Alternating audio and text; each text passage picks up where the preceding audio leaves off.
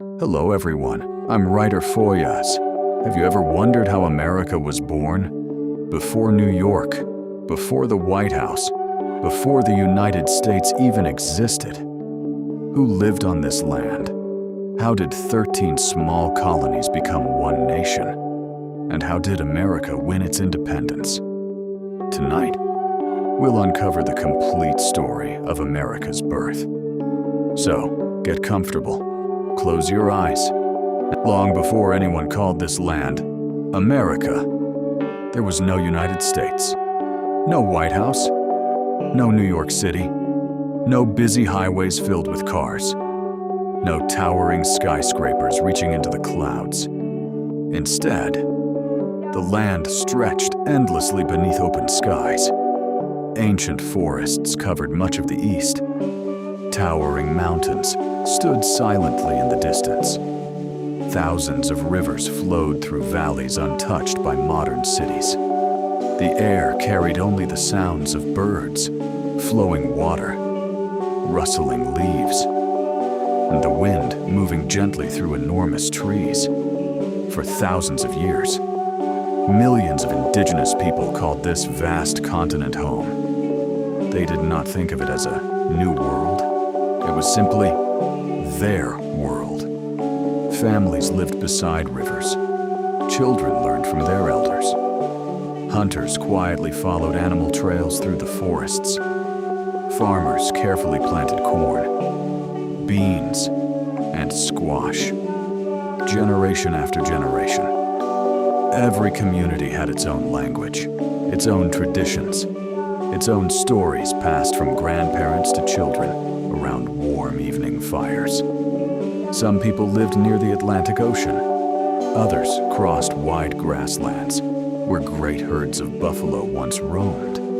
Far to the north, cold winters covered the forests with deep snow. Far to the south, warm sunlight nourished rich forests and fertile fields. Nature shaped daily life. The changing seasons decided when people hunted, when they planted crops, and when entire families gathered to celebrate another successful harvest. For countless generations, life followed this quiet rhythm. No one could imagine that far beyond the endless Atlantic Ocean, wooden ships were already preparing to sail toward the. For thousands of peaceful years, the people of North America lived without knowing that beyond the endless Atlantic Ocean, powerful kingdoms were searching for new lands.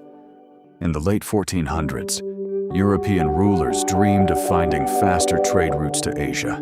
They wanted valuable spices, silk, gold, and new opportunities. One explorer after another sailed into the unknown. The Atlantic Ocean was dangerous. Ships were small. Storms could last for days. Many sailors believed they might never return home. Then, in 1492, everything changed. An expedition led by Christopher Columbus crossed the Atlantic. Although he never reached the land that would become the United States, his voyage changed world history forever. Soon, more explorers followed. Spain explored the south. France traveled deep into the rivers and forests. England looked toward the eastern coastline. Each kingdom hoped to claim more land than the others. At first, small trading posts appeared along the coast. Then, permanent settlements slowly began to grow. Wooden homes stood where only forests had existed before. Simple docks welcomed ships from across the ocean. Families arrived carrying little more than hope, tools, and dreams of a better future. But life was never easy. The winters were harsh. Food was often scarce. Many settlements struggled to survive their first years. Yet, more ships continued to arrive, little by little. The eastern coastline began to change. No one realized. These small settlements, as the years passed, England became more interested in the eastern coast of North America. The small settlements that had once struggled to survive slowly began to grow. Families built simple wooden homes, churches, schools, small farms, and busy marketplaces appeared where forests had once stood. More and more ships crossed the Atlantic every year. Some people came hoping to own land. Others wanted religious freedom. Many simply dreamed of a better life than they had left behind in England. Over time, these growing settlements became known as the 13 Colonies. They stretched along the Atlantic coast, from New Hampshire in the north to Georgia in the south. Although they all belonged to the British Empire, each colony developed its own traditions, its own leaders, and its own way of life. In the northern colonies, people built ships, caught fish, and traded goods with Europe. In the middle colonies, farmers harvested wheat, corn, and vegetables. Farther south, large plantations produced tobacco, rice, and other valuable crops. Despite their differences, the colonies slowly became connected through trade, roads, and shared experiences. Life was still difficult. Winters could be harsh. Diseases sometimes spread through towns. Travel between colonies often took many days. Yet year after year, the population continued to grow. By the middle of the 1700s, millions of people called these colonies home. Most still considered themselves loyal British subjects. Very few imagined that within a single generation, these peaceful colonies would challenge one of the most powerful empires in the world. For many years, life in the 13 colonies remained relatively peaceful. The people worked, raised families, built businesses, and traded with Britain. But across the Atlantic Ocean, Britain faced a serious problem. Years of war had left the British government deeply in debt. The King and Parliament believed the colonies should help pay those costs.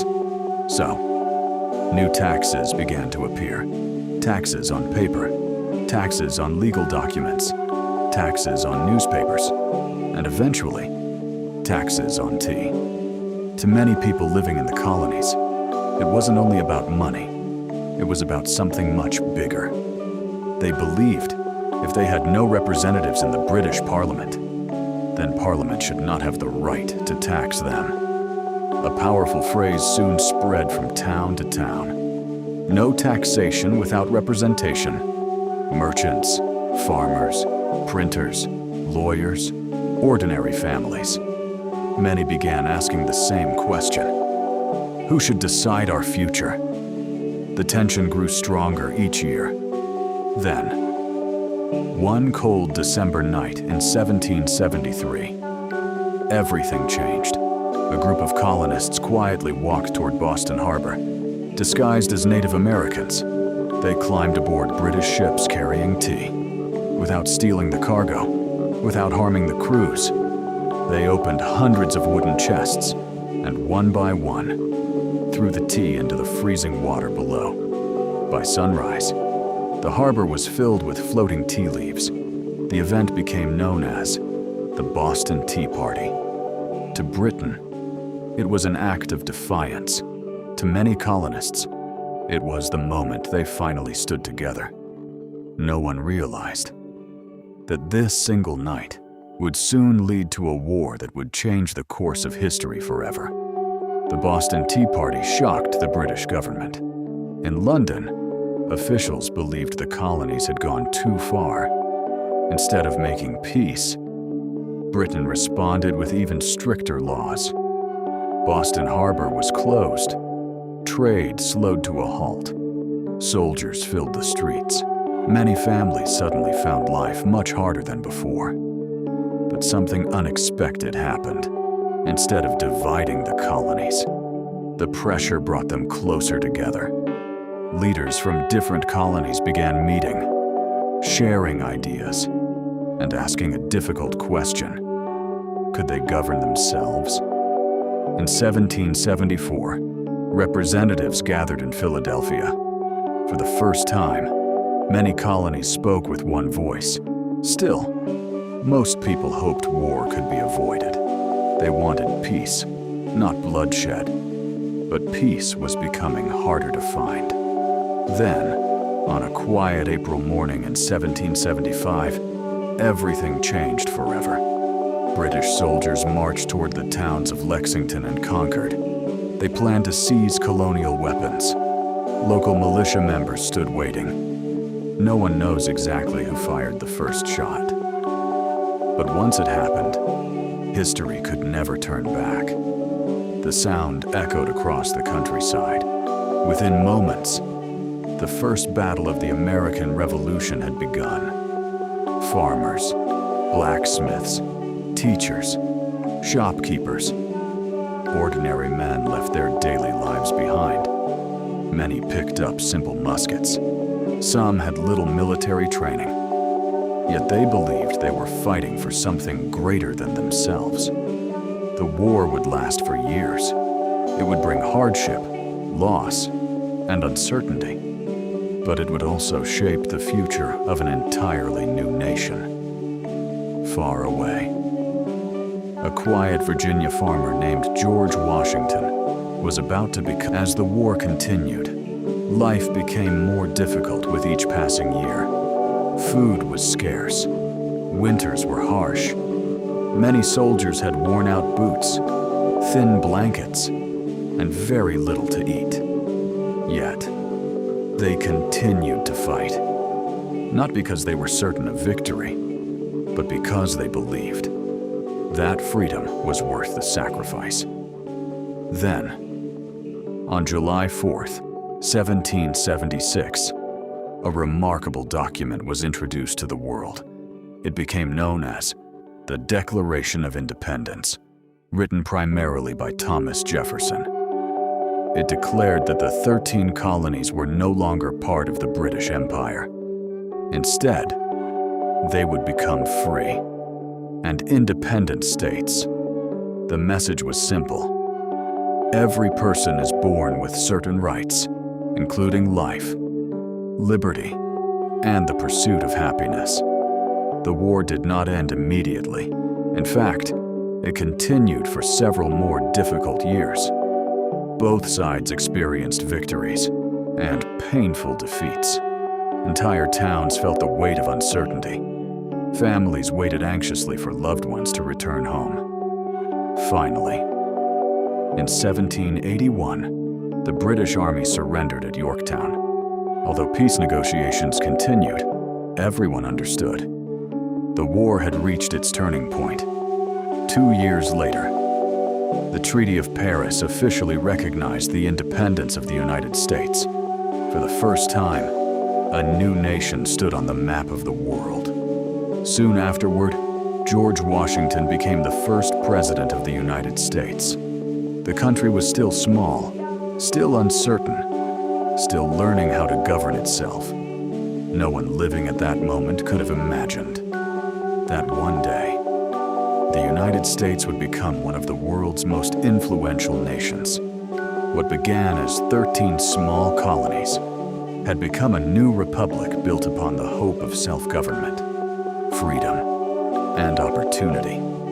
And as you slowly drift towards sleep tonight, perhaps it's comforting to remember that every great nation, every remarkable story, and every chapter of history always begins with a single step.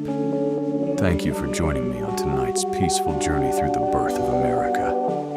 Sleep well, and I'll see you in the next story.